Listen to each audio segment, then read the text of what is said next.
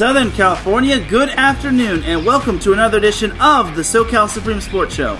Today we have ourselves quite a show, as we have a lot to get into in the world of Southern California sports, such as the Rams surprising everyone and making me eat crow as they beat those Seattle Seahawks. How did they do it, and can they do the same thing against the San Francisco 49ers? And the Chargers straight up disappointed, as their defense was the equivalent to wet cardboard, as they broke and bent against the Miami Dolphins. Can they bounce back against the Tennessee Titans on the road? Also, how about USC laying the smackdown on Stanford? And how about UCLA football taking SoCal supremacy over San Diego State? But now it gets a little bit easier for them. But for San Diego State, can they bounce back against Oregon State? Also, LAFC has kind of been in a little bit of a losing funk, as this weekend they've got El Trafico against the LA Galaxy. Also, the Lakers re-signed Jarrod Vanderbilt. How big is that for the Lakers going forward? And can they have more success this season? All that and more here on the SoCal Supreme Sports Show. This is Teran Rodriguez bringing you another edition of the SoCal Supreme Sports Show here on IE Sports Radio, your direct feed for all that is sports.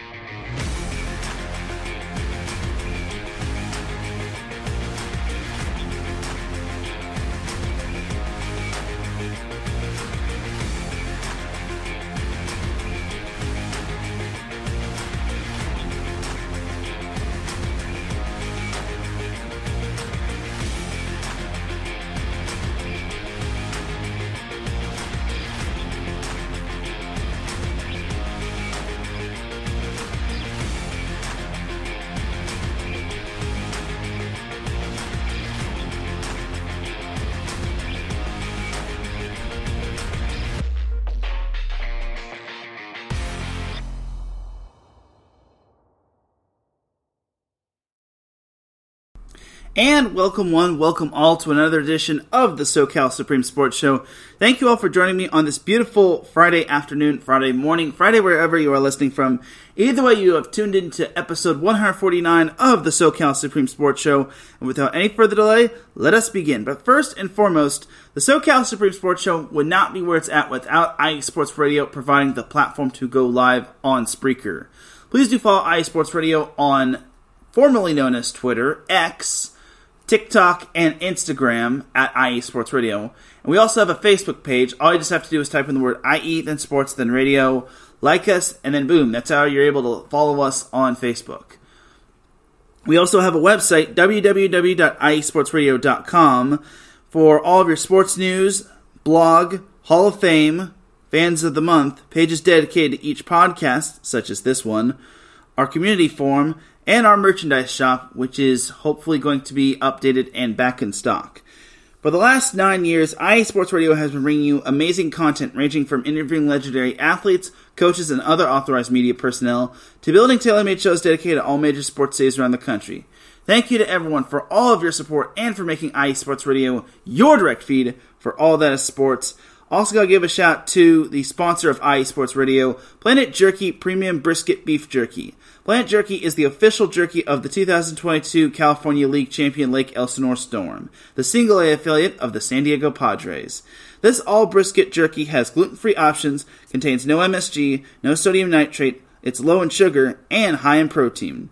This is some of the best jerky you can get your hands on, and all you have to do is visit www.planetjerky.net and place your order. Then you'll be able to dive on into that delicious brisket premium beef jerky.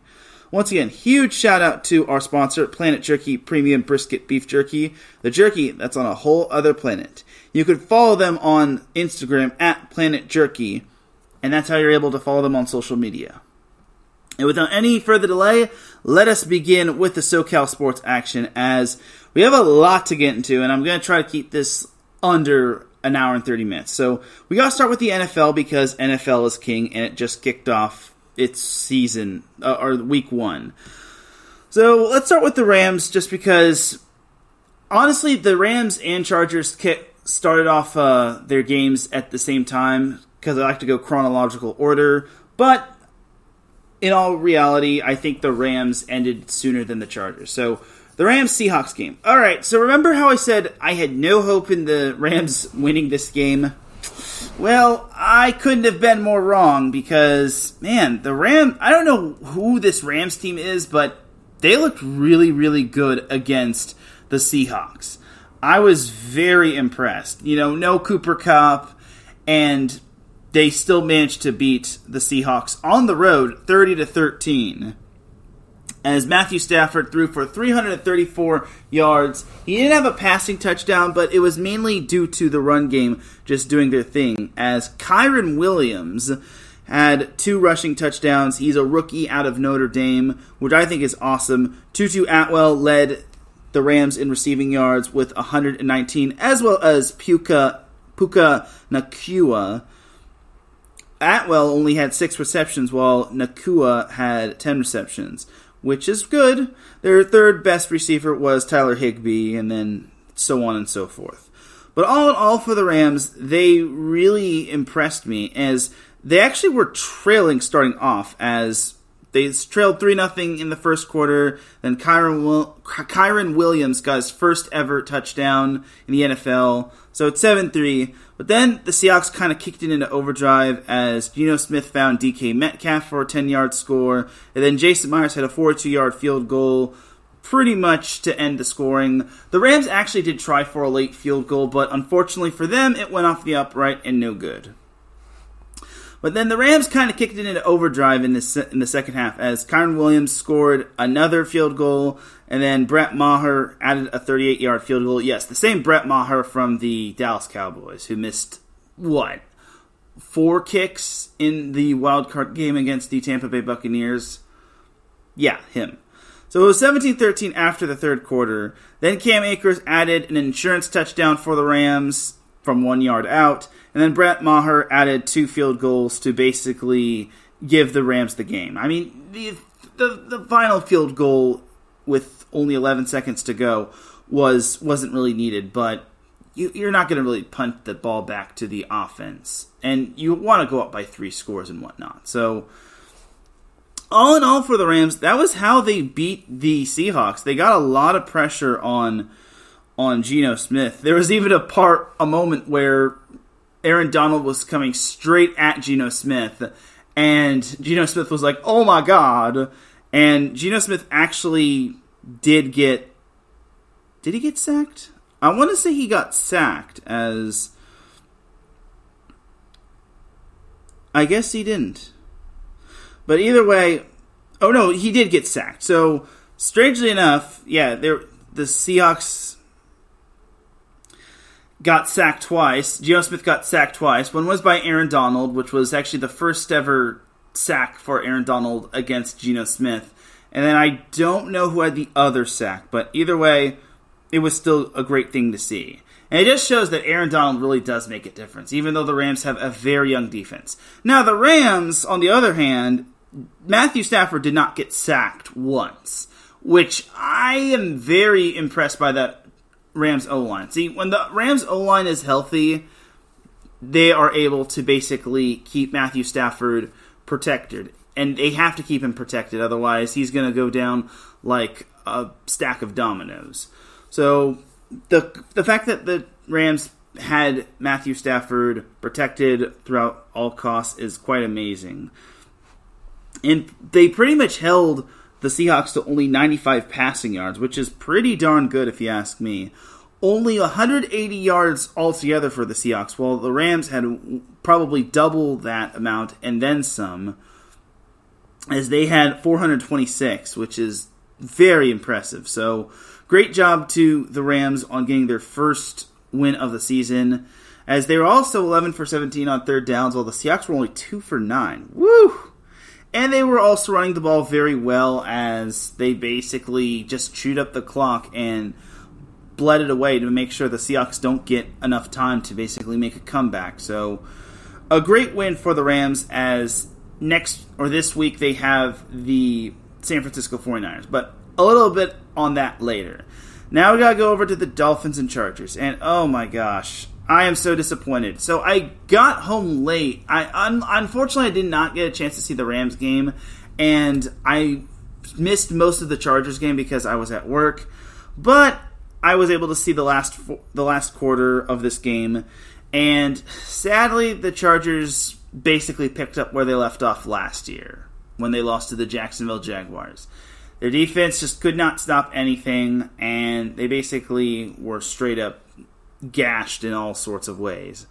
The main problem was they could not cover Tyreek Hill, which is very sad and very unfortunate.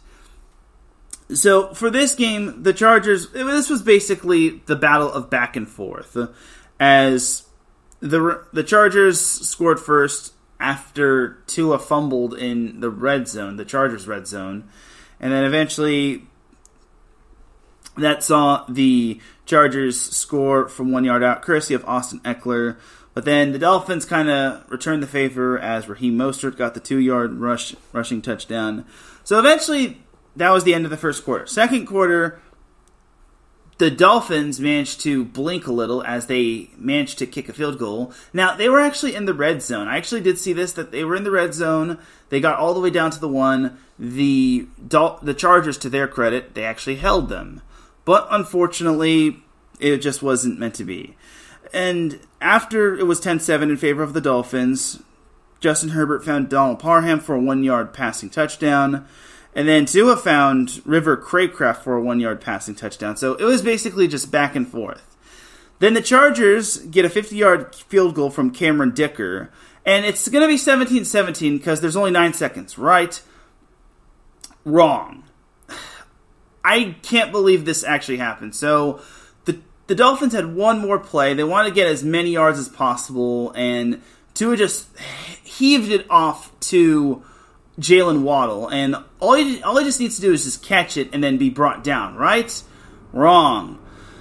J.C. Jackson, being I don't know what he was thinking when it came to this. He committed pass interference, and like most pass interference calls, and all pass interference calls in the NFL, it's a spot foul. So, unfortunately, it was basically spotted at about the 39, or actually, it was way more than the 39. It was at the 26 of the Chargers, and the half cannot end on a penalty. So, it gave the Dolphins one more untimed down to basically try and do something. So, unfortunately for the Chargers, they gave up a field goal late in the second quarter, which was from 41 yards out, which is something Jason Sanders should normally make it from.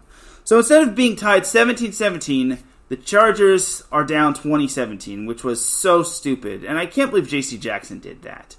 The sad thing is that J.C. Jackson actually picked off Tua, and this bad play kind of overshadows his interception. So third quarter, Justin Herbert manages to run in for a 1-yard rushing touchdown. So the Chargers have the lead, but then this was the guy that broke the Chargers' backs. This was the straw that broke the camel's back. Tyreek Hill. It doesn't matter if he's on the Chiefs or the Dolphins or any other team. He's going to slice and dice that Chargers defense, as Tua managed to hook up with him for a 35-yard passing touchdown. So it's 27-24 going into the final quarter. And I'm just looking at this defense from my phone and thinking to myself, this defense hasn't learned anything. Brandon Staley, defensive guru, my foot. So Joshua Kelly, the same Joshua Kelly that I've ragged on, he runs in for a 2-yard rushing touchdown. This is early in the fourth quarter, and it's 31-27. Then with 10:03 to go, Jason Sanders kicks a 45-yard field goal because, like I said, 40-ish yards is within Sanders' range. So Chargers are still up 31-30, and the Chargers get all the way into the red zone, but they come up with only 3 points. Now, I basically said this on my personal Twitter account. The Chargers need a touchdown to basically put the dagger in the Dolphins' throat, because they were chewing up some major clock, and unfortunately, the Chargers just could not get that touchdown. So they had to settle for a 25-yard field goal. I was hoping the Chargers would kind of go for it on fourth down, but if they go for it and fail and the Dolphins march down the field and get the eventual game-winning field goal, then that would be the play that nips the Chargers in the butt. So Dicker made a 25-yard field goal because this is an interesting fact. He has not missed a field goal within 50 yards, which I think is really, really cool. And I'm glad the Chargers have a legit kicker. But the Chargers are up 34-30, and the Chargers eventually just bent and broke defensively as they gave up a 3rd and long to Tua, and they also gave up a 3rd and long to, I forget who the other guy was, but it was some receiver I've never even heard of. It was, I think it might have been Durham Smythe or somebody, or Braxton Berrios. Either way, the Dolphins picked up 2 clutch third downs. I think it was like 3rd and 10. And honestly, that really could have been handy for the Chargers to get 3 punt from the Dolphins, or at least force them to go for it on fourth down. And eventually, the Chargers gave up a touchdown to Tyreek Hill. Now, this was a good touchdown, and Michael Davis did all that he could. He was just 1 split second late. If he was draped all over Tyreek Hill, and if he gets to that, if he puts his arms up 1 second earlier, he bats that ball down, and it's incomplete. And I want to say that was 3rd down, and that would have put the Dolphins on their heels in terms of going for it on fourth down. I'm sure they would have gotten it, because they've got a lot of offensive options. I wouldn't even been surprised if they ran a jet sweep with Tyreek Hill. So it's 36-34 after Jason Sanders surprisingly misses the extra point, which I say surprisingly very loosely because that's nothing you really see from Jason Sanders. So all the Chargers needed was a field goal, and that's how they're able to win.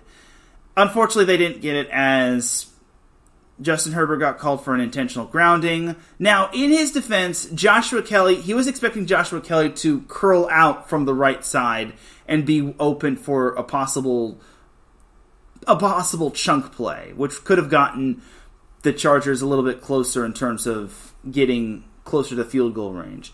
Unfortunately, that was not the case, and Joshua Kelly and Justin Herbert miscommunicated, and it was intentional grounding, which really sucks.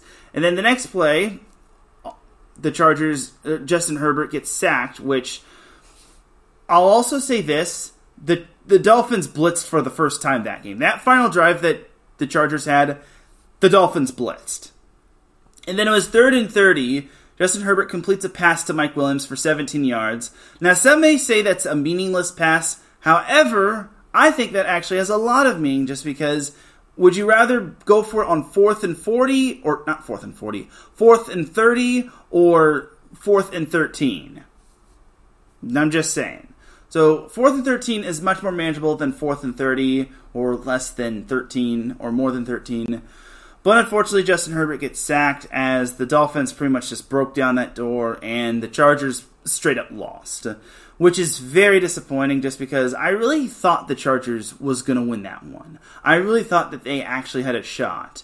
But unfortunately, their defense was just straight up terrible. If we're going back to last year, the Chargers have given up 30-plus points in all of in their last 3 games. So, nice work, Chargers. Way to be back with your porous defense. God. So what does this mean for the Chargers? It means, yes, it's week 1. I know everyone is going to tell me, keep the faith, keep believing. It's only week 1. They'll bounce back. And yes, I understand. The Chargers, the last time they lost a week 1 game was 2018, which eventually they wound up having tying for the best record with the Kansas City Chiefs. Now, I'm a fan of that superstition. However, if the Chargers can't contain one player, and I know Tyreek Hill is a really shifty and fast player, but if the Chargers can't compete with like the Dolphins through 4 quarters, they can't compete with the likes of the Chiefs, the Bengals, the Bills, the Jaguars, any team in the AFC that's actually legit, and as well as Baltimore. So I really want to believe the Chargers are back, but this was just such a same old Chargers game.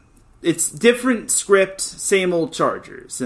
Or as a YouTuber, an NFL YouTuber basically said, different spices, same meal, same Chargers meal. Just straight up disappointing in the end. And that's something the Chargers really could have used that win, because they could have pulled even with the Raiders, who beat the Denver Broncos. And you also got to remember the Chiefs lost in Week 1 to the Detroit Lions. So instead of being tied atop the AFC West with the Raiders, they're now basically in a log jam for last/second place in the AFC West with the Broncos and the Chiefs. So this is just straight up disappointing, in my opinion, and the Chargers, I really want them to just flush this loss down the toilet. Alright, but their next game is against the Tennessee Titans, which is a perfect segue to go into that preview. Alright, so Christian Fulton, I know, is out for the Tennessee Titans, as he's not going to play. I also have heard that DeAndre Hopkins might not be able to play, as Joey Bosa for the Chargers is not working with the pass rushers. He's working on to the side. So Joey Bosa has not practiced all week. This is probably the best sign of practice we are getting from Joey Bosa.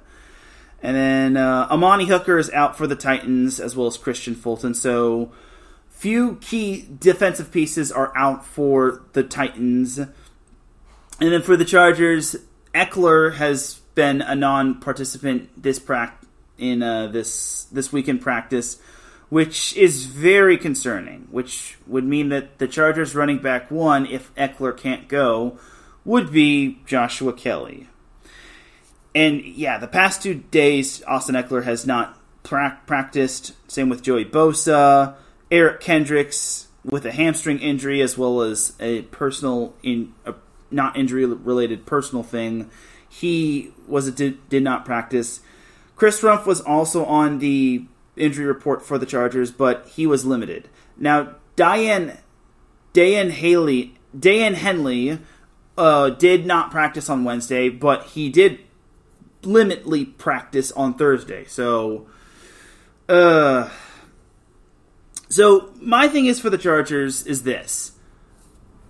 Do we really trust Joshua Kelly to basically, be the running back one if Eckler can't go? Hopefully. And Larry B says Eckler needs to be out there. Oh yeah, without Eckler, the Chargers are not as effective as many people think they were. Because we're not trusting Joshua Kelly. As much as Joshua Kelly has improved, and I will say this, I apologize to all the Joshua Kelly fans and to Joshua Kelly. I know I've been harsh on Joshua Kelly through his past fumbles, but I really think he has improved. And I hope, knock on wood, we don't get to basically see him fumble away the Chargers' chances of winning, or pull a Melvin Gordon, as I like to say. So, as much as I like Joshua Kelly, and I will acknowledge that Joshua Kelly has improved and he hasn't been fumbling the ball as much, let alone at all, ever since last year, he's not running back one material. Eckler is, and Eckler needs to be out there because that's basically the Chargers' best chance at having an effective run game. Now, that is the silver lining of the game against the Miami Dolphins. The Chargers had such a great run game, and that's very rare for the Chargers. The Chargers, with a great quarterback such as Justin Herbert, they obviously were going to throw in years past, but with Kellen Moore as offensive coordinator, it really opened up the playbook in terms of running the ball. We could have also liked to see Justin Herbert run the ball, but you don't want to risk your quarterback getting demolished. So I will just say this, Kellen Moore is a great offensive coordinator upgrade from Joe Lombardi. End of discussion. All right, but for me, it still was a loss, but the run game was a bit of a silver lining. The Chargers have a run game, and it's a darn good one. And honestly, if it involves Joshua Kelly just improving and showing his growth, go for it. And hats off to Kellen Moore. All right, but now for the preview against the Titans. So obviously I just mentioned who's going to be out for the Titans. I don't know if DeAndre Hopkins is going to play. If he doesn't play, then that's perfect. The Chargers don't have to basically deal with DeAndre Hopkins, because I basically said if the Chargers play like they did against the Dolphins defensively, they're going to make DeAndre Hopkins look like Larry Fitzgerald. They're going to make, as much as the Chargers did a good job in containing the Dolphins' run game, the Dolphins didn't really run it all that much. And they had to deal with Raheem Mostert. Now they have to deal with Derrick Henry, which, man, that's a massive upgrade right there in terms of level of run game. Now, the quarterback is obviously Ryan Tannehill, and if the Chargers can get pressure on Tannehill, they'll have a shot. They did not register one sack on the Dolphins. I was very disappointed. Not one sack on the Dolphins, which, keep in mind, they were missing Teran Armstead. I am so disappointed in that. I was just baffled. It's like, how does the Chargers expect to win when they have not one sack on Tua? And before y'all say, well, what about the fumble and all that sort of thing? Well, that was self-inflicted by Tua. Those were like low snaps or bobbles from Tua. So the fumbles were not courtesy of the Chargers defense. The fumbles were courtesy of Tua just sadly not being aware. But I digress in that regard. And the interception, yes, we can give J.C. Jackson credit, but still, it's overshadowed by that terrible pass interference excuse for him. Like, it's no excuse. All you just gotta do is let Jalen Waddle catch the ball or just not make contact with him. Ugh, so frustrating. But for the Titans game, look, if DeAndre Hopkins can't go, then the Chargers should have a much easier time. Yes, they'll have to deal with Derrick Henry, but it's time for that run defense to actually get put to the test. And it's time for them to basically shake off the narrative of the Chargers' run defense is hot garbage. Now, their defense altogether was complete dog water, which is an insult to dog water, because I think that could have done a better job of defending. But all in all, they have to do a better job defensively altogether. And yes, Larry, I agree. The Chargers should win regardless, because I am 100% certain they can put up more points than the Titans can. They can't just lean on Derrick Henry forever. And how much can Ryan Tannehill get out of his receivers? Because you also got to remember, Ryan Tannehill is so much up in age. So I totally agree with Larry. The Chargers should win regardless. I have the Chargers winning. What's a fair score for the Titans and a fair score for the Chargers? Let's say I'm going to say the Chargers win 31-17. Now, it's breaking the mold when it comes to one-score games, but this is a game the Chargers should win by more than one score. If they're really struggling to win by more than one score, they are not going to win against Minnesota. Because I'm just going to also say this. If the Chargers lose this week, they're not beating Minnesota. It's a road game at Minnesota, and the Chargers always seem to struggle against the Vikings. I don't know how, I don't know why, but it always seems to be a thing when it comes to the Chargers. And the worst part is that the Chargers don't have to deal with... They have a different... The Vikings have a different coach than the previous time. So Larry says the Chargers are winning 45-19. I hope so. It would certainly make me going into work a lot happier, just because I will be watching that game, because I don't start work until 3:30, so I want to be more optimistic like Larry. But I feel the Chargers may leave a little bit of meat on the bone, but they should win by more than one score. Because if they don't, they're not beating the Vikings, because Justin Jefferson is due for a breakout game, Alexander Mattison is due for a breakout game, and Kirk Cousins playing in that 1 p.m. Pacific time slot time is basically due for a big game. But I do have the Chargers winning, and God, please win, Chargers, because you can't be 0-2 going into Minnesota. At least Minnesota was competitive against the Eagles last night, and they should have won that game against Tampa. Though Tampa is kind of 50-50 right there. They're Dr. Jekyll, Mr. Hyde. But so are the Chargers. Anyway, that's that for the Chargers. Jumping back to the Rams. All right, I'm going to make this brief as possible. The Rams are playing the Niners, which, well, it's good that the Rams did pick up that win over the Seahawks, but against the Niners, I hate to say this, but the Niners just seem to have the Rams number. I don't know why, but it's always a Niners thing. It's always a Kyle Shanahan thing. It's always a Niners defense is just superb than the Rams thing. I just don't see a scenario where Larry says the Rams are going to win. Well, I want to think that the Rams will surprise us, but you have to remember, Brock Purdy has not lost a game in terms of... he's not lost a regular season game where he started and finished. And he hasn't... I don't think he's lost a game where he started and finished altogether. Because there was that NFC Championship game where he got hurt last year, and then, man, that was just an S show for the Niners. But it's just going to be tough for the Rams to basically beat a team that they've really struggled with in terms of the regular season. Now, I know what y'all are going to say. Well, the Rams beat the Niners in the NFC Championship. Well, yes. However, there was some... I was just I'm more baffled that the Niners just tripped over their own feet.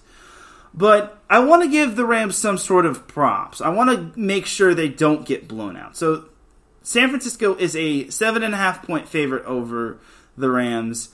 You know what? I don't have the Rams winning, but I think it's going to be more competitive. I think the Rams win, not the Rams win. I think the Niners win. Let's go 31-24. I think that's a respectable score. I think the Rams can cover, but I just don't think they can win. I think they'll be more competitive than most people give them credit for, but you also got to remember, no Cooper Kupp, and honestly... What I did hear is that Puka Nacua did miss practice due to I think it was an oblique injury, a core injury, but he did not practice yesterday, and if he has to miss that game, then, man, being without Cooper Kupp is one thing, but being out your breakout rookie receiver, that's another. And Larry says, watch the Rams win on a last-second field goal. I'll just say this. If the Rams prove me wrong, I will eat my crow, just like I did with the Seahawks. I will own up to it and say, I own up to the loss to the Seahawks and me mispredicting that one, just because I didn't think the Rams would win without Cooper Kupp. I didn't think the Rams would win on the road against a very talented Seahawks team. Pete Carroll is a mastermind when it comes to some of these divisional opponents. But I will also say this, I think the Rams have shown us that they can be a little special this year.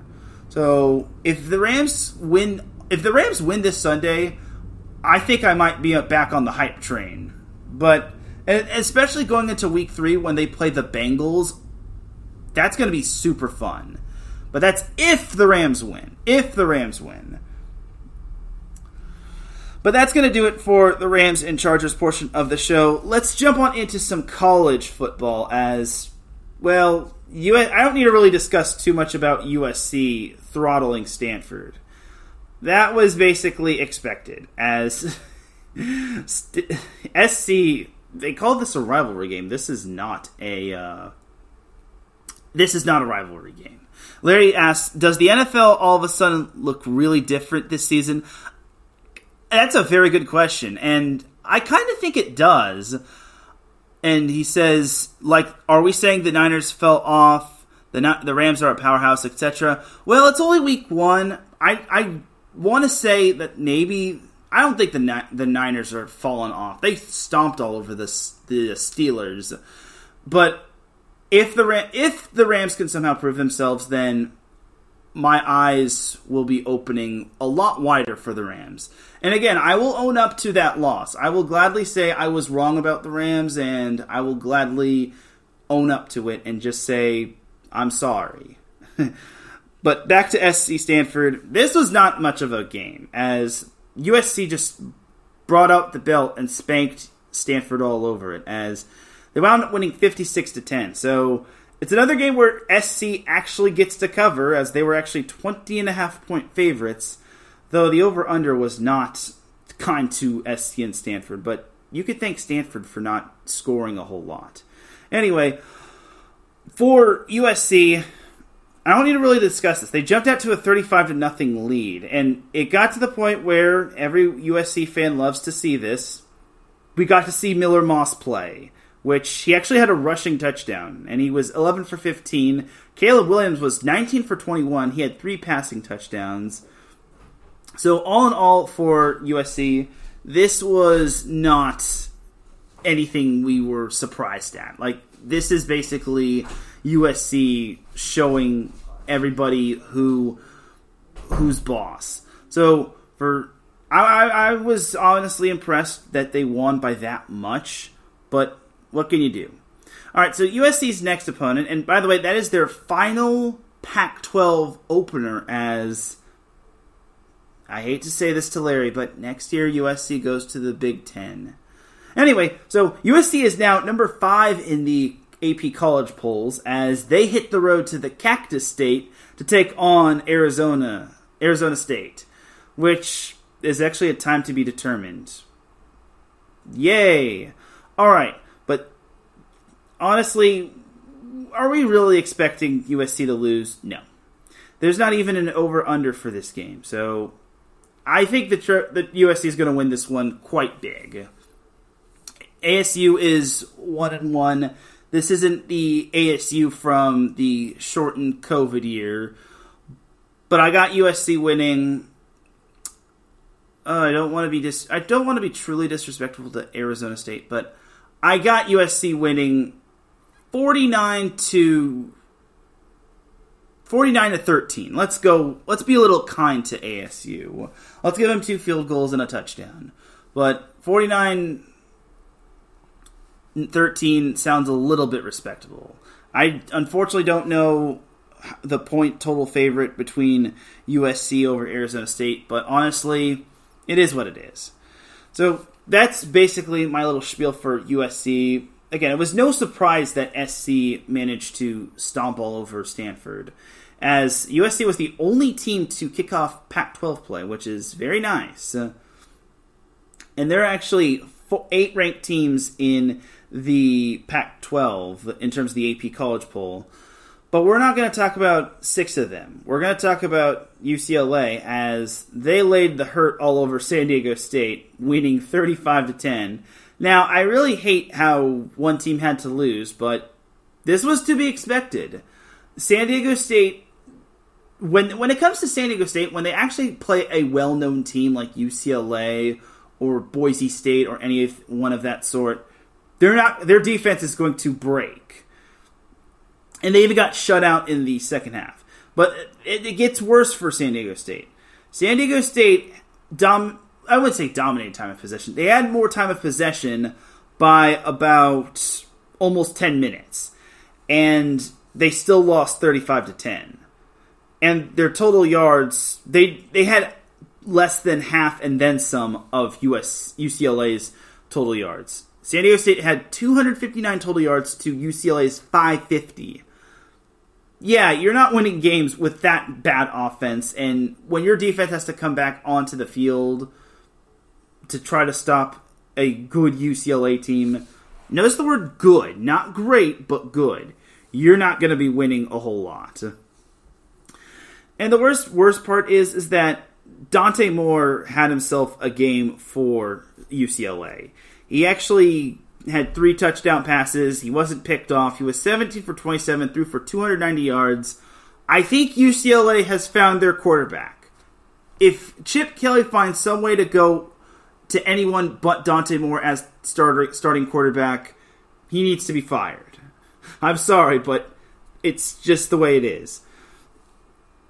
So Moore's favorite target was Josiah Norwood, who had 87 receiving yards, only 2 receptions for 1 touchdown.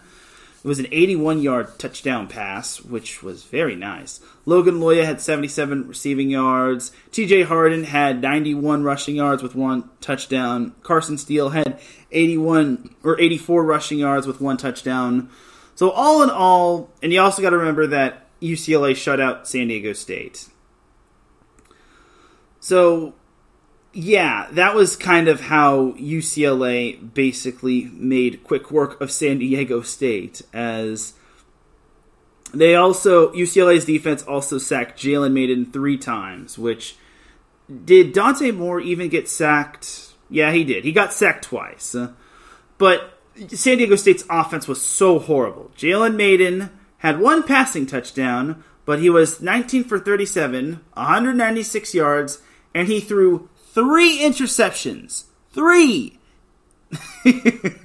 I'm sorry, but when it comes to San Diego State playing well-known teams or better-known teams, not named Idaho State or Ohio, they're not winning anything. I mean, San Diego State barely beat Idaho State. I mean, they beat them by 8 points, and they controlled that game, but still, if they can't beat Idaho State a little bit more comfortably, which you've got to remember, they're an FCS team, then they're not going to beat UCLA at all. The worst part is that San Diego State's rushing attack was so horrible. 63 rushing yards on the day. 63. And again, the receiving yards was 196, so I imagine Jalen Mayden was basically passing for his life because San Diego State was so down by that much. Again, this was just so bad for San Diego State, and the worst part is for San Diego State is they have another legit opponent on the horizon as they play Oregon State tomorrow at Oregon State. And you gotta remember, Oregon State is number 16 in the AP college polls. The next 2 games are going to be so brutal for San Diego State. Well, the first one was UCLA, where UCLA threw down the hammer. And the worst part is that San Diego State has to go down to Corvallis to take on the Beavers. And it doesn't matter if Oregon State has DJ Uiagalelei at quarterback or Aiden Childs at quarterback. Oregon State is going to lay the smackdown on San Diego State. And it's so tough to win at Oregon State as well. I mean, USC was so lucky to win that game against Oregon State. But I got the Aztecs basically getting stomped all over. I don't want to go too terrible, but 35 to 10. Actually, let's be original. Let's make it 35 to 17. Let's give San Diego State a little bit better of a chance. I mean, I think San Diego State covers, but honestly, Oregon State's 25-point favorites. Are we really going to pick San Diego State to win this one? No. Oregon State is going to roll their way to victory. And the Boise State the Boise State game that I just mentioned, Boise State's 0-2, but I'm pretty certain that Boise State has been playing legit opponents. And they only lost by 2 to UCF. Their first game they lost to was to Washington, which that's a good team. So for San Diego State, they better get the most out of this Oregon State game. Otherwise, they're straight up going to get beaten in their Mountain West Conference opener. And then as for UCLA, I didn't forget about the Bruins. Don't worry. They are back in action against... Wait, who are they playing? They're playing NC Central. Alright, so NC Central... I really don't need to preview this game. UCLA is winning, let's say, 52 to 14. That's all I gotta say. So you're probably wondering, who is NC Central and why? And where are they from? Well, NC Central is, I hate to tell you all this, but they're an FCS team. So before UCLA scheduled that NC Central matchup, there were 3 teams that have never, ever, ever played an FCS team. USC, Notre Dame, and UCLA. UCLA just decided to break that mold. So now there are only 2 teams remaining that have never, ever, ever, ever, ever scheduled an FCS opponent or played against an FCS opponent. USC and Notre Dame. Great job, UCLA. Way to break the mold in the worst way. Gosh dang it, Bruins. Just had to ruin it for us. At least they'll get a win. They should win this one. If they find some way to lose, they get Dum Dum of the Week. because the following week they've got Utah, and it's so tough to win at Utah. Then they've also got Washington State and then Oregon State. That is a gauntlet right there. So right now, however, UCLA should just... If I were Chip Kelly, I would think about maybe putting in the starters for like a quarter and a half, maybe the first half only, and then going to the reserves if your team is up. If for some weird reason UCLA is trailing against NC Central, two things. One, why are you trailing? Two, keep the starters in until you're up comfortably. Then yank them, keep them healthy, prepare for Utah, your Pac-12 opener. End of discussion. I don't need to spell this out any further. Alright, but that's going to do it for some UCLA football. Let's jump on into some MLS action as, oh man, LAFC is kind of in a little bit of a rut here as they lost their third straight last Saturday to the Portland Timbers, losing 2-0 on the road. Now, Portland is a kind of a solid team. I mean, they're still fighting for playoff contention, but for LAFC to get blanked is kind of concerning, as Larry's Biala scored the first goal for the Timbers in the 28th minute. Portland was up 1-0. That was the halftime score.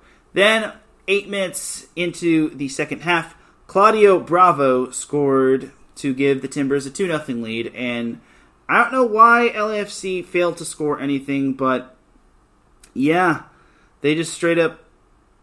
Even though LAFC dominated possession, they had possession for 61.4% of the game to Portland's 38.6%. LAFC straight up lost. I'm confused on that. Doesn't LAFC... Unless LAFC has like a bunch of injuries, they should win. They should win that one more often than not. But unfortunately, that is not the case, as LAFC will look to halt their 3-game losing streak as they play host to LA Galaxy in El Trafico. I'll never do that again. Anyway, speaking of LA Galaxy, that is actually a perfect segue to go into the LA Galaxy's match against St. Louis City SC.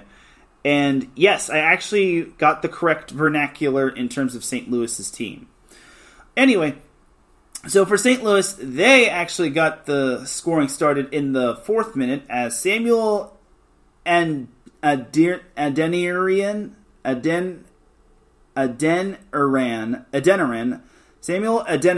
scored in the 4th minute to give St. Louis the 1-0 lead. Then, in the 28th minute, 24 minutes after that first goal, Klaus, yes, his name is just Klaus. I guess that's like Pele, but I digress. Klaus managed to score for St. Louis, and now it's 2-0 in favor of St. Louis as it's halftime. And me, as a Galaxy fan, was thinking, well, Galaxy isn't winning this matchup. Great work, Galaxy. Way to run away with your tail between your legs. Except the Galaxy actually got a penalty kick, and they scored off of that, courtesy of Ricard Puig. So good job to the Galaxy on that regard.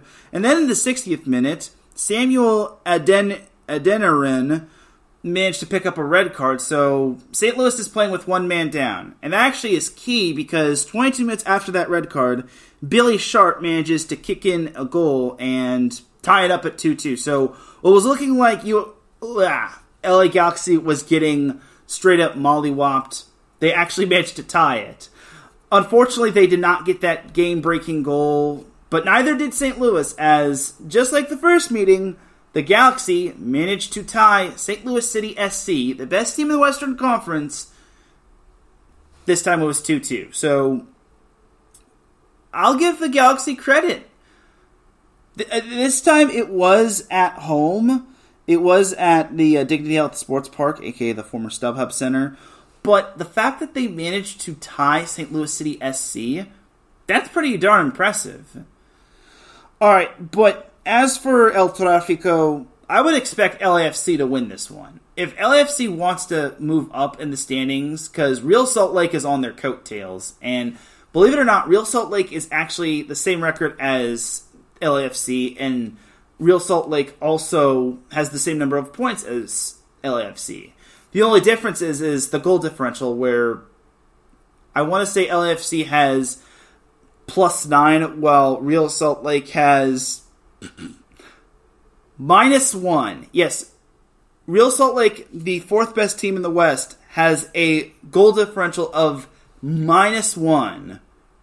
Are we sure this team belongs in the playoffs? I'm kidding. But yeah.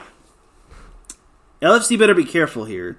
And the Galaxy really don't have much to lose, as I am hearing that it's going to be top 8 teams make the Western Conference playoffs, but in case that is not the case, then the Galaxy still are 7 points behind San Jose/Minnesota for the final/7th spot in the Western Conference, which it would be great if the Galaxy made the playoffs, but do we really expect the Galaxy, after that horrendous start which saw them firing Chris Klein, to make the playoffs? No. But I digress, and the most dangerous team in the world is a team that has nothing to play for, or a team that is straight up hungry. And I know everyone's going to say, well, the Galaxy did beat LAFC in that one little tournament, right? Well, that was LAFC playing like 16-year-olds and whatnot.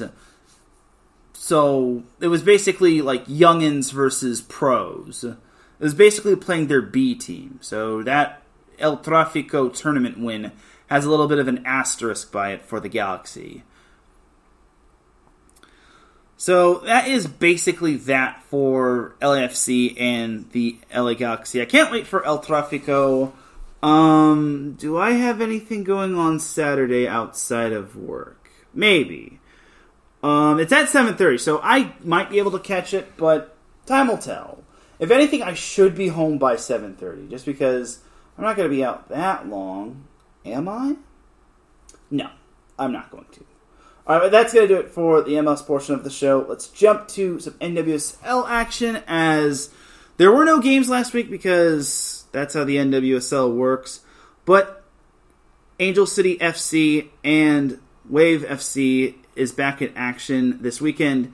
Angel City hits the road to the Windy City to take on Chicago, which Chicago is, if I recall correctly, the second worst team in the NWSL, while San Diego will host Kansas City, the Kansas City Current, which is the worst team in the NWSL. So, on paper, Wave FC and Angel City FC should be able to win those matchups.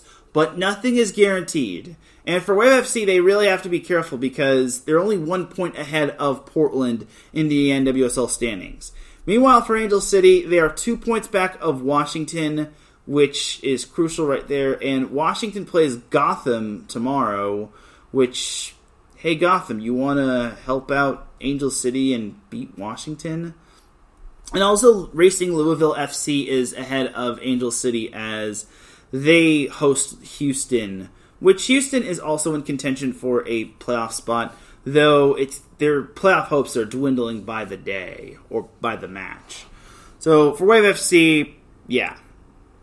Wave FC, they just need to take care of business their own way, and Angel City FC, they have to keep on winning because, again, they have not lost a match in over 3 months. Which is, again, it's so surprising that they fired Freya Coombe, and ever since, they have not lost a match. There's some Illuminati going on, and I want to know what it is. Something ain't right. Something ain't right. And dang it, I'm going to find out, as Stephen A. Smith once said. And I will never quote Stephen A. Smith, as long as I live on this show. But yeah, this is getting rather interesting if you ask me for Angel City. And they could Angel City would be the best turnaround story in terms of making the playoffs, which if they do make the playoffs, then awesome. But if not, then they at least tried. Becky Tweed has resurrected Angel City, according to this article on ESPN, as they're on a 10-game unbeaten streak, run in all competitions, following the firing of Freya Coombe. So, as long as Angel City FC wins, then they definitely have a great shot at making the playoffs. if they tie, it's not the worst thing, but ties are not really the thing you want at this stage of the season. You want wins, because if you win, you get 3 points. If you tie, you get 1 point. And then if you lose, you straight up get nothing. Good day to you, sir. But that is basically it for Angel City, and all they just need to do is just win and hope that they get some help along the way. That would be awesome, but hey, you gotta love the turnaround that Angel City has had. Alright, but that's going to do it for Angel City and NWSL altogether. Let's take ourselves a quick little breaky break. When we come back, we're going to discuss some MLB, some WNBA, some NBA, and we got to give out the Dum Dum of the Week. So keep it locked here. You are listening to the SoCal Supreme Sports Show here on IE Sports Radio, your direct feed for all that sports. We'll be right back after this.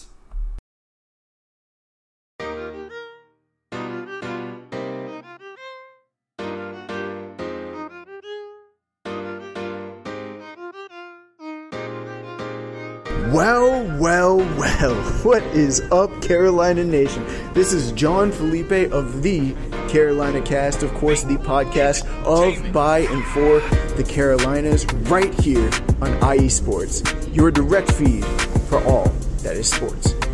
And I'm reminding you to tune in Fridays at 7 p.m. Eastern for the latest in Carolina sports, whether it's the Panthers that keep on pounding, the fly natures of the Hornets, the storming Hurricanes, the battle of the Blues with Duke and UNC, the fight of the Clemson Tigers, or the amazing atmosphere of any Carolina college. I'm talking App State, I'm talking ECU. I've got you covered. Once again, tune in for the Carolina Cast with me, John Felipe, Fridays at 7 p.m. Eastern Standard Time, right here on IE Sports Radio, your direct feed for all that is sports.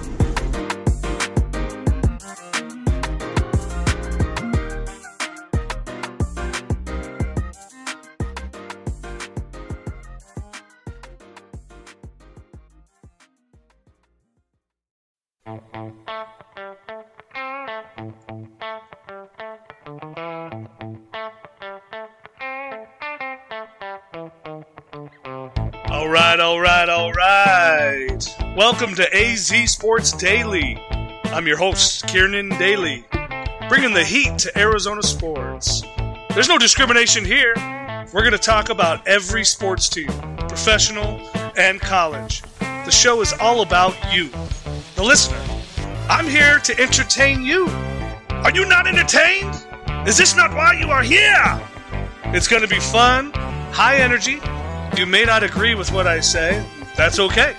Let me hear you. Let's talk about it. Join me every Wednesday, 8 p.m. Pacific Standard Time, right here on AZ Sports Daily. That's AZ Sports, Daily, and at IE Sports Radio, your direct feed for all that is sports. What up, Boston sports fans? This is Mikey Two Guns here, your host of Our Bleeping City, airing every Wednesday night from 7 to 8 p.m. right here on IE Sports Radio, your direct feed for all that is sports. Please join me. We'll talk everything Boston sports, all the local teams, college teams. I'm even down to talk MMA, boxing, whatever you guys want. So join me every Wednesday night, 7 to 8 p.m. Chime in with your questions on the chat, tweet the show. We'll even have call-ins. I can't wait to hear from you guys. This is going to be a lot of fun. So once again, it's Our Bleeping City. I am your host, Mikey Two Guns, every Wednesday night from 7 to 8 p.m. right here on IE Sports Radio, your direct feed for all that is sports. See you soon, people.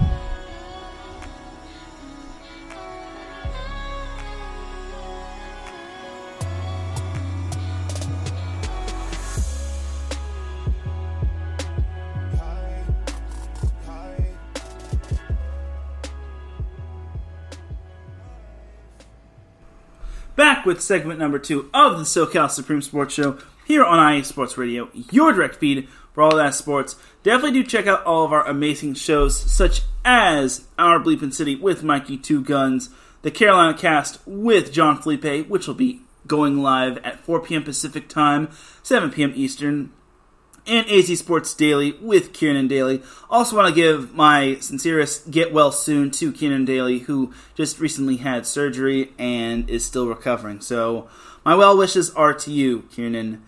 But with all that said and done, let us get on into the second half of the SoCal Supreme Sports Show. So let's talk about the Sparks, and let's just get this over with, just because, well, their season is officially ended because they're the Sparks. So, speaking of John Felipe, he actually pops in the chat room. He says, hope you're having a great show, brother. Thanks, man. Let's just get the Sparks out of the way. They saw their season come to an end on Friday. Now, they didn't play Friday, but they did find out that the Chicago Sky beat the Minnesota Lynx, which I imagine the Lynx were just sitting out their players, and the Sky, all they needed to do was win, and that was basically it for them. Sky just needed to win, and they're in. And even if they had lost, all they just needed was one more win. So the Sky managed to beat the Lynx and punch their ticket into the WNBA playoffs, which means the Sparks are out of it.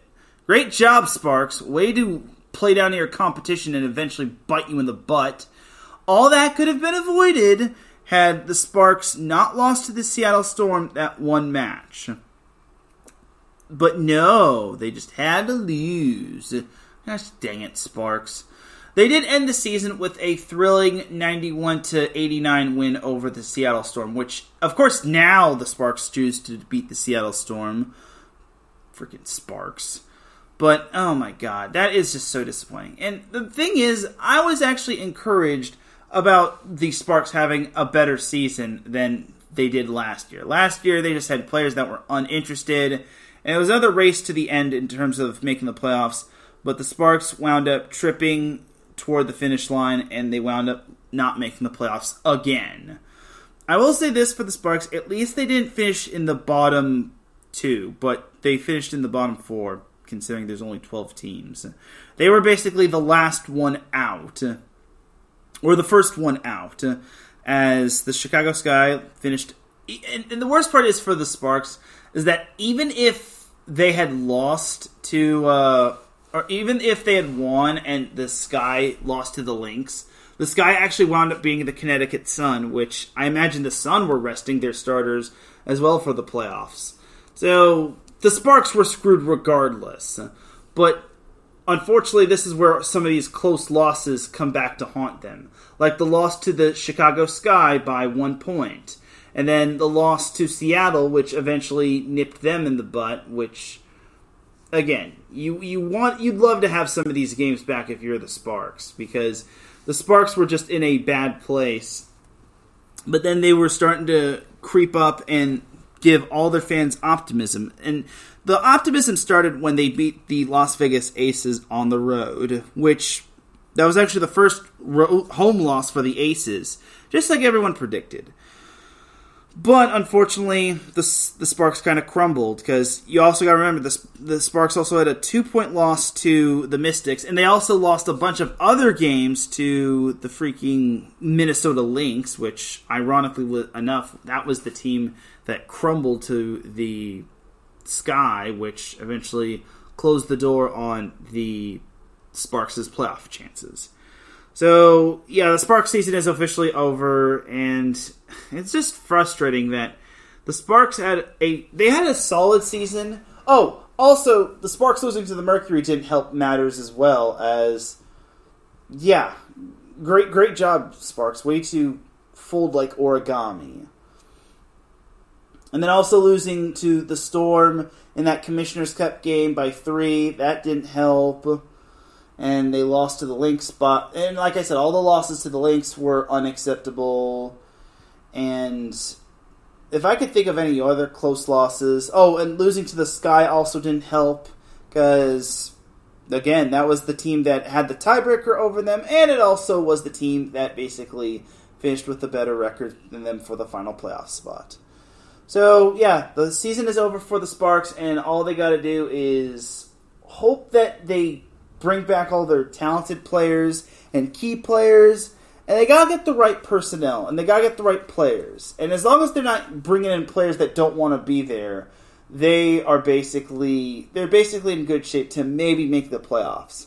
But this was just such a disappointing season. Not disappointing in the fact that they missed the playoffs, but disappointing that they actually gave us hope, thinking, oh, we're going to make the playoffs. Oh, no, we're not. We were going to lose to the Storm and the Sky when it truly matters. So I hope you're happy, Sparks. You let down your Sparks fans and whatnot. All right, but at least I don't have to talk about them for a month or so. So, staying on the court in basketball, the Lakers actually made a move in terms of their team as they managed to re-sign none other than, Jarrod Vanderbilt. Now, I had a little bit of mixed feelings when it came to this, but signing Jarrod Vanderbilt was actually a good decision because it actually helps them in terms of their defense. As David Crooks on Fast Break, via the Fast Break account, said, Jarrod Vanderbilt became a key player for the Lakers defensively when he was acquired from the Utah Jazz. Vanderbilt has a lot of room to grow offensively to really max out his potential. So the deal for the Lakers and Jarrod Vanderbilt is a 4-year, $48 million contract extension with the franchise. And this was first reported by Clutch Sports CEO Rich Paul and agent Eric Ruiz, which told The Athletic and Stadium.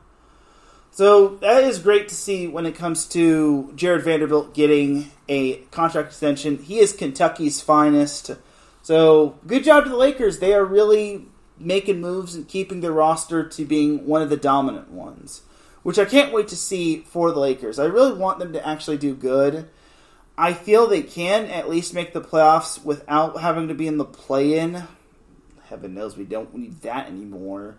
But how long can LeBron go for? Because he's in year number 21. And even though the Lakers just signed Christian Wood, can Anthony Davis be healthy throughout a majority of the season?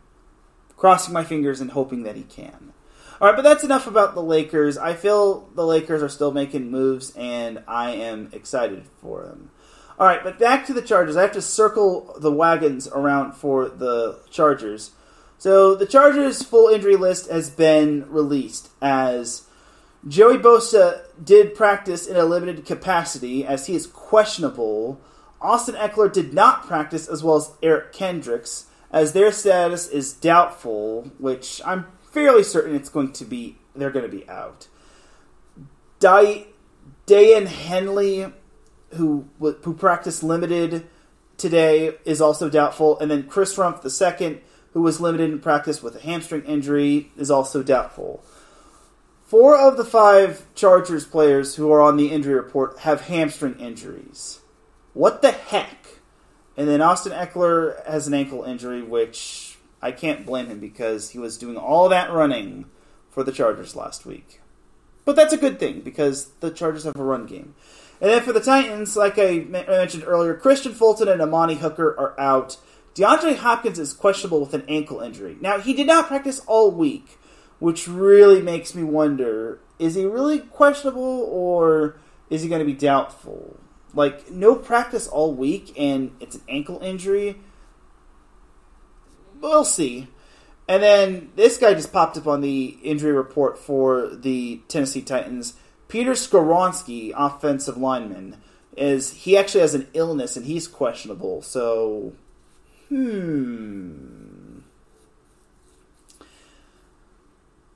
Again, it's another case of the Chargers should really not have too many excuses. Even if DeAndre Hopkins is playing, the Titans cannot score as many points as the Chargers can. The Chargers put 34 on the Dolphins, and they still lost. The Titans put up 15, and they still had chances to beat the New Orleans Saints. Make it make sense. Anyway, but that I just need to pull out that Chargers injury report. And, we shall see what happens. All right, but that is that for that quick little Chargers breaking news bit. So now let's jump on over to the MLB, which for 2 of the 3 SoCal teams in the MLB, it's still a walking funeral home. But let's just rip the Band-Aid off rather swiftly, as let's discuss the Angels, which are basically the walking funeral home.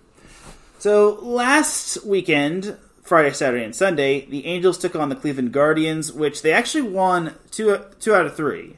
They lost the first game last Friday 6-3, but wound up breaking their little losing streak against the Orioles/Athletics. I think it was a 7-game losing streak, as they wound up winning Saturday 6-2, and on Sunday the Angels won 2-1. So I'm sorry to all my Cleveland Guardians friends.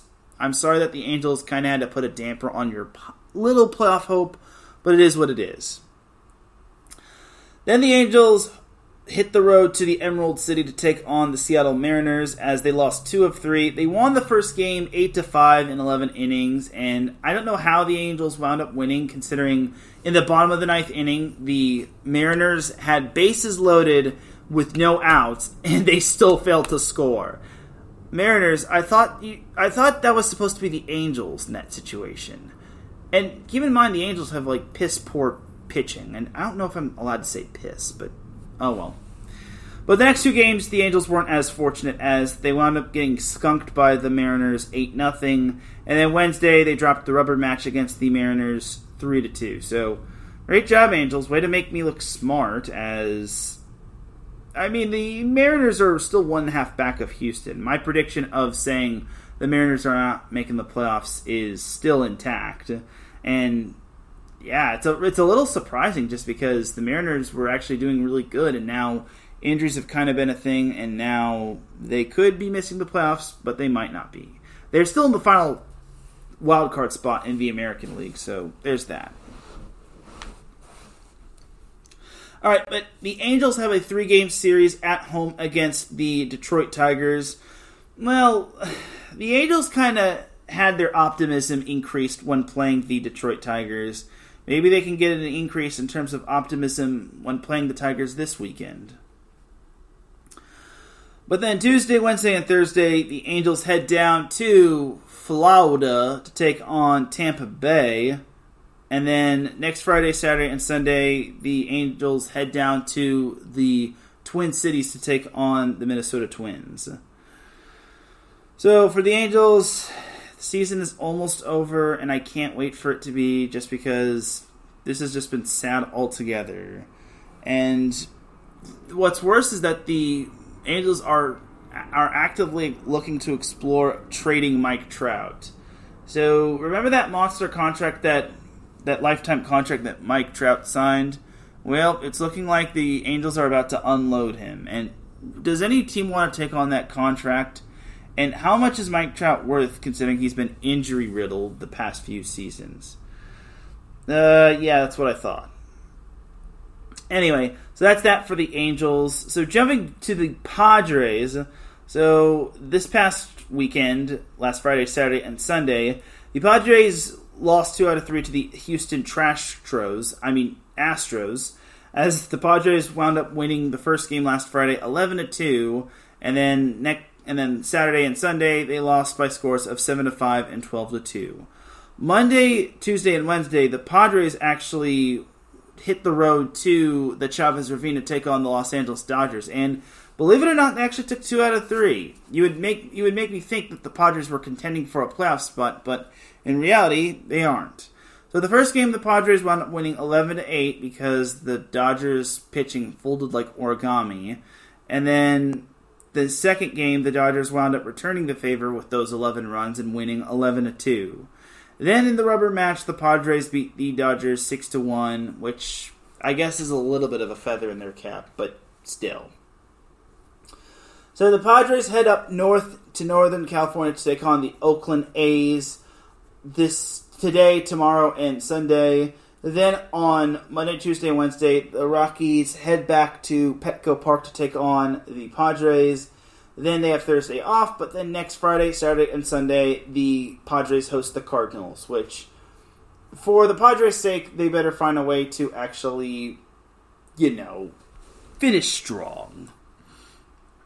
I mean, they're 20 games back of the Dodgers in the NL West, and in terms of the wild card, the Padres are nowhere near contention. They're 6.5 games back, and that wild card race is so getting tighter, as the final wild card spot is basically down to the Giants, the Reds, the Diamondbacks, and the Marlins.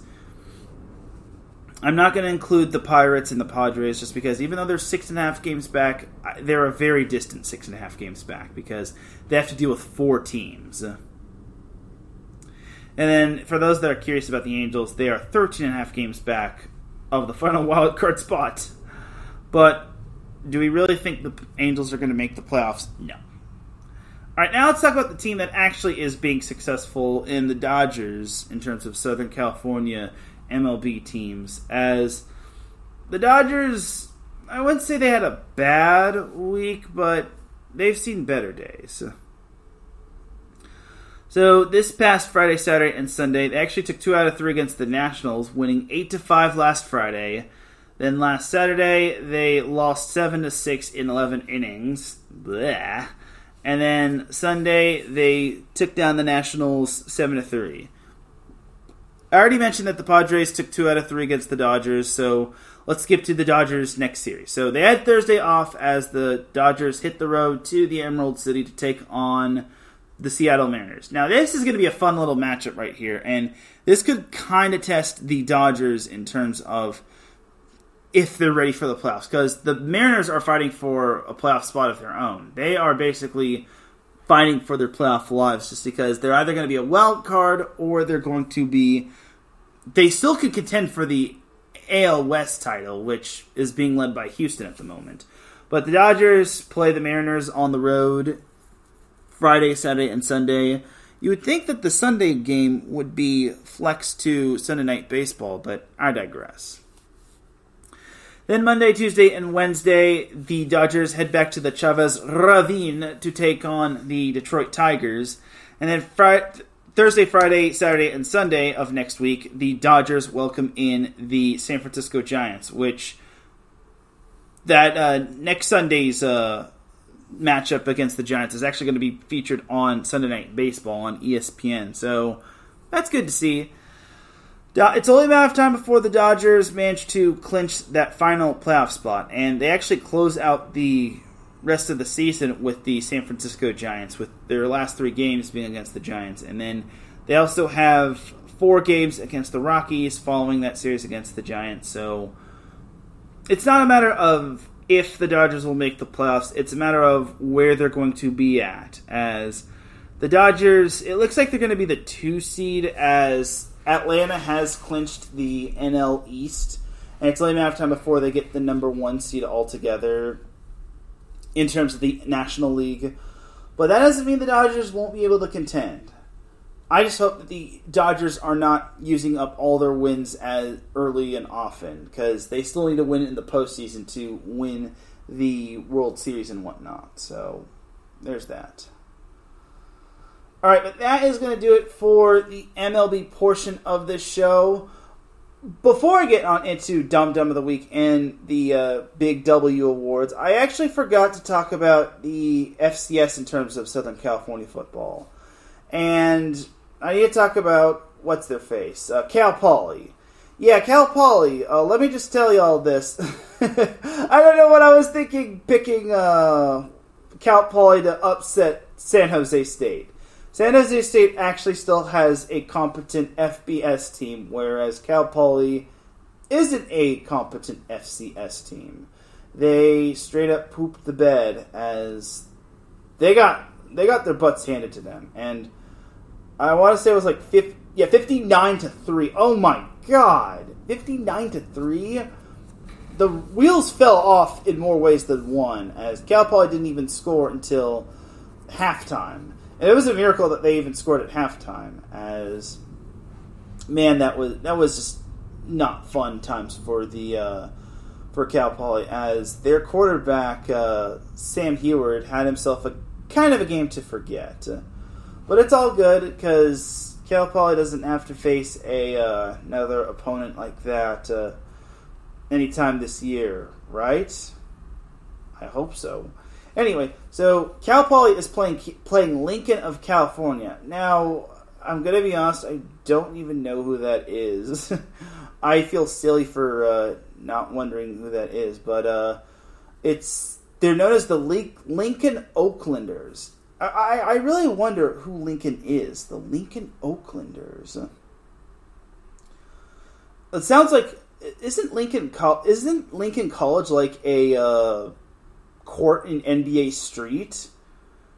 That's what I'm wondering, but I digress in that regard.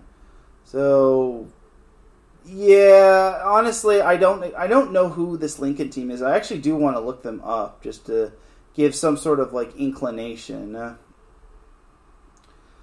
But it must be Lincoln College of Oxnard, just because I've never heard of this team. They must be like Division II or something of that regard.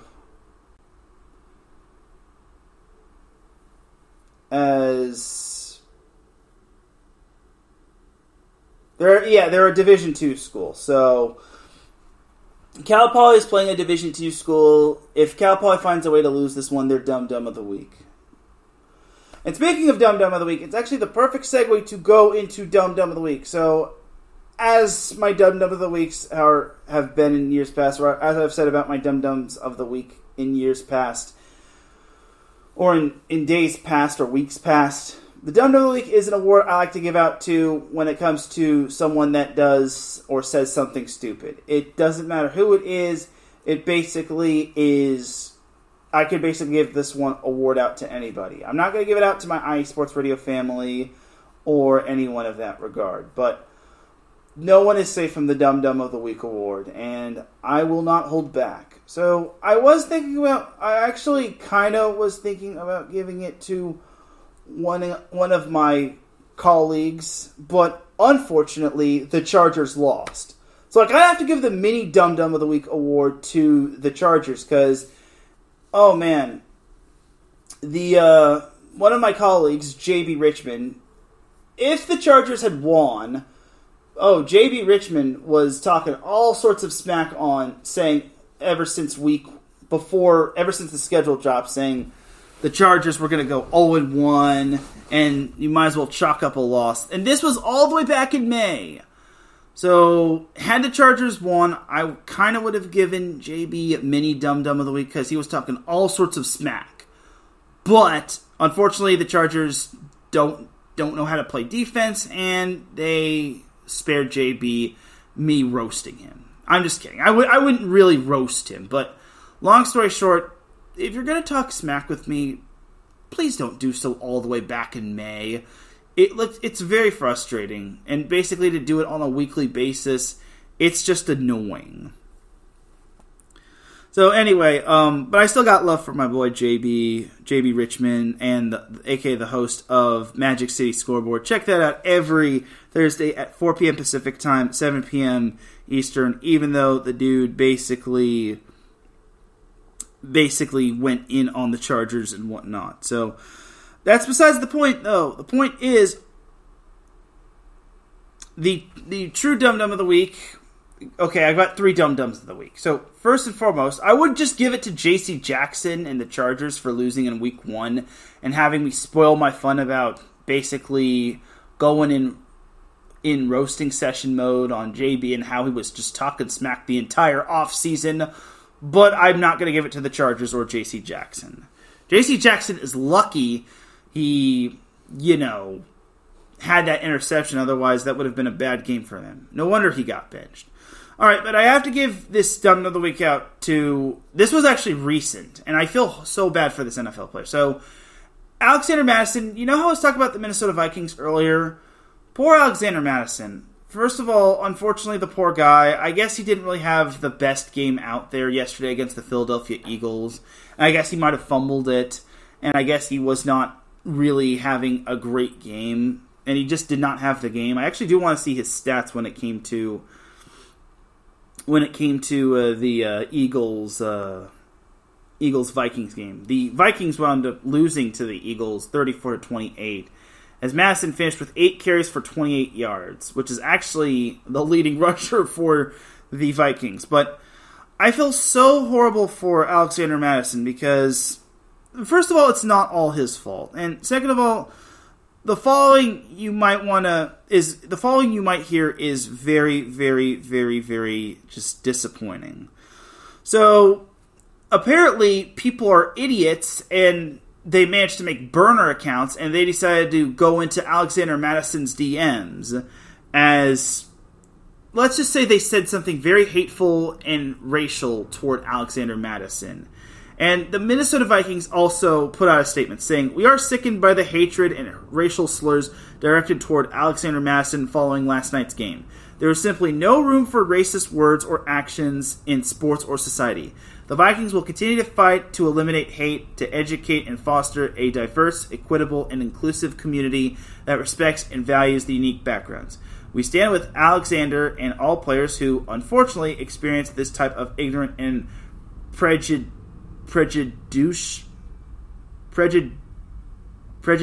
behavior. And we ask for our fans to continue the fight to eliminate racism." First of all, thank you to the Minnesota Vikings for putting out that statement. Big W award to them right there. NFL also put out this statement right there for Alexander Madison. The NFL strongly condemns the racist comments directed toward Alexander Madison online after last night's game. Such hateful behavior is completely unacceptable in the NFL or anywhere else. We stand firmly with Alexander and remind fans to remember the humanity of all players and celebrate their contributions to the game we all love. Okay, thank you to the NFL for putting out that statement regarding Alexander Madison. There's just no room for that. And the fact that it had to involve race is just so unacceptable. And I feel so horrible for Alexander Madison. Yes, his team is playing the Chargers next week, but this kind of makes me want to see Alexander Madison have a breakout game against the Chargers. But to the fans that did that, I'm so disappointed in you. First of all, there's no room for that entirely. Second of all, I know you're frustrated because I don't know if these were actual Vikings fans or if they were people that just made burner accounts just because they had them in fantasy. But freaking get a grip on life. Don't be an idiot. What you did and said was absolutely insensitive and hurtful to Alexander Madison. And dumb doesn't even begin to describe this. It's just illogical, sad, and inexcusable. So, to the people that made burner accounts and used racial slurs against Alexander Madison in his Instagram DMs, you are this week's Dumb of the Week, and I ain't gonna hold back. My man, talk to them. You are so dumb. You are really dumb. For real.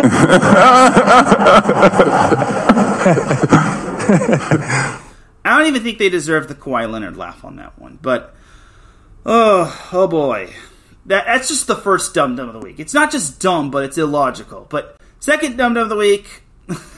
Okay, so first and foremost, I have to give a shout out to Patty Bax for informing this to me on her show, The Buffalo Huddle, which goes on every Tuesday at 4 p.m. Pacific Time, 7 p.m. Eastern. But she actually informed me of this Dum Dum of the Week, and she gave me permission to use this Dum Dum of the Week.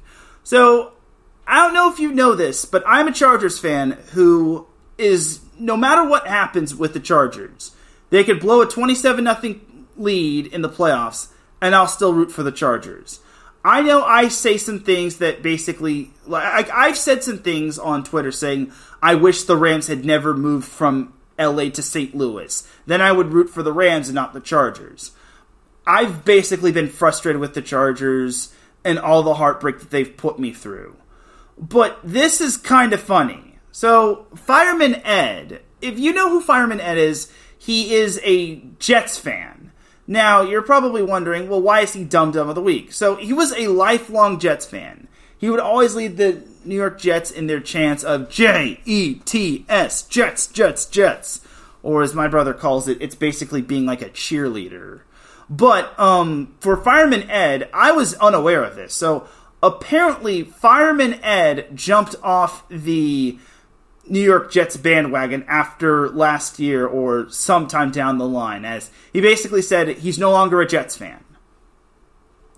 But then, suddenly, Aaron Rodgers comes to the New York Jets, and Fireman Ed says, I want to be back on the Jets bandwagon. And apparently Jets fans welcomed him back with open arms. Okay, There are two problems with this logic, and thank you to Patty Backs for submitting this Dum Dum of the Week to me and allowing me to use it. First of all, you don't leave your team just to come back. I just don't understand that. It's either you're with the team forever or you go to a new team. You don't just leave and come back. No. Second of all, you came back just to see Aaron Rodgers, just because Aaron Rodgers got traded from the Packers to the Jets, even though Aaron Rodgers is like 39. And I do have to send my condolences to Aaron Rodgers, who unfortunately is out with an Achilles injury. But Fireman Ed, I may have to go through a lot of BS with the Chargers and how they break my heart every single season and they just disappoint me. But I will never, ever, ever, ever, ever leave the Chargers bandwagon. You, on the other hand, left the New York Jets bandwagon just because they weren't good. They were basically disappointing. And I understand that. And I understand that the Jets basically tanked for Zach Wilson because that's what they did. But unfortunately, I will never understand the logic of you just leaving and then coming back.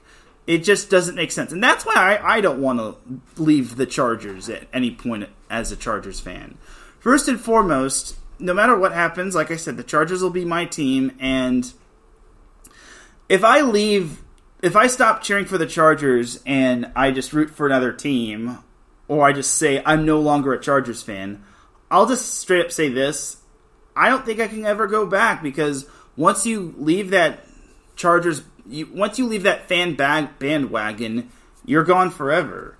And you basically, and Patty Back said it best on her show, you sign up to cheer for a said team, and then you cheer for said team until the end of time. You don't just leave and then eventually come back because they got one really good player. So, to Fireman Ed, I don't really know you, and thank God I don't, but first and foremost, Jets fans, I'm surprised you let Fireman Ed back into the bandwagon. Second of all, Fireman Ed, I don't understand your logic. You shouldn't have left the Jets bandwagon to begin with. And because of your illogic and your frustration toward the Jets, just because they just can't seem to do anything right, even though they're like a quarterback away from being contenders, you are this week's Dumb Dumb of the Week, number 2. You are so dumb. You are really dumb. For real.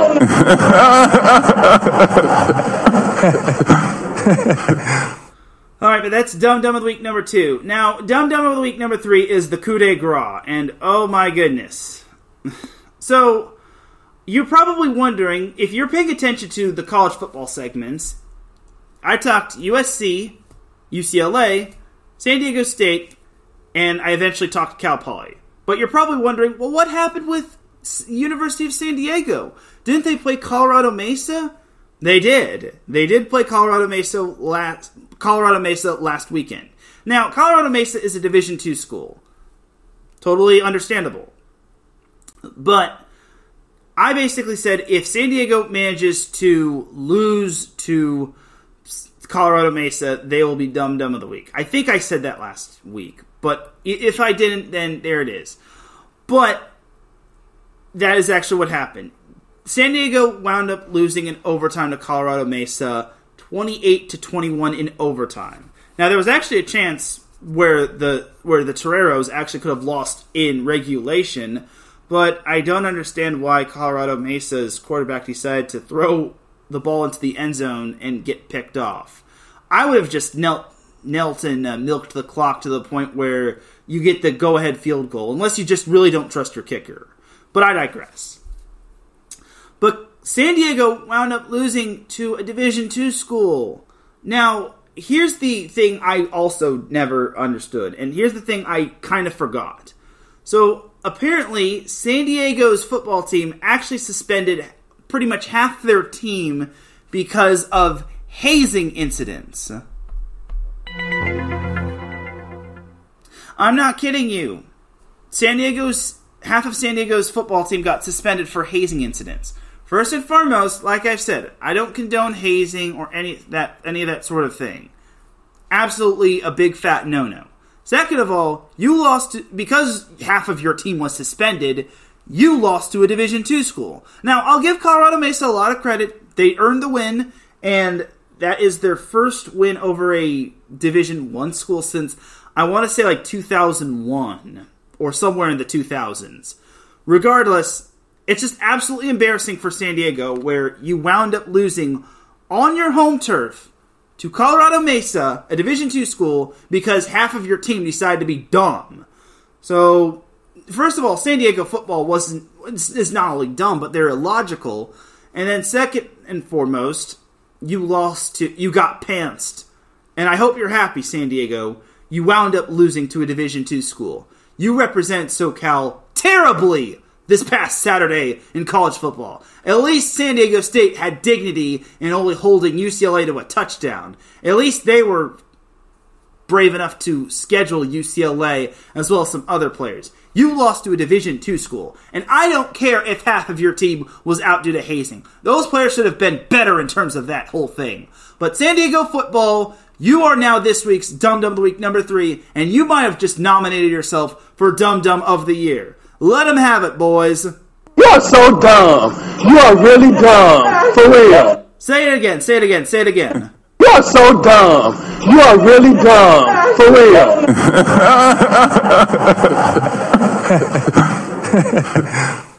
And that, my friends, is all she wrote.